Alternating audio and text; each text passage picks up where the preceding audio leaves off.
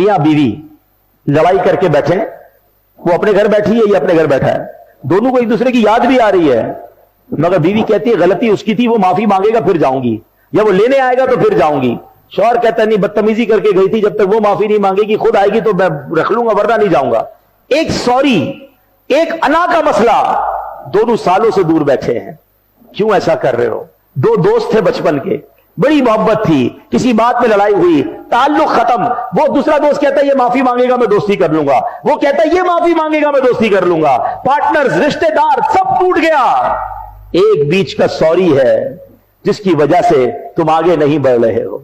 अरे अल्लाह के बंदो, ये क्या कर रहे हो? थोड़ी सी जिंदगी है, मोहब्बत से रहो, प्यार से रहो, आगे बढ़ो। तुम माफी मांग लो, कुछ नहीं होता। माफी मांगने से इज्जत कम नहीं होती है, तुम अल्लाह के करीब हो जाओगे। हदीस पाक का मजमून है, जो अल्लाह के लिए हद से इख्तियार करता है अल्लाह उससे बुलंदी अता फरमाता है।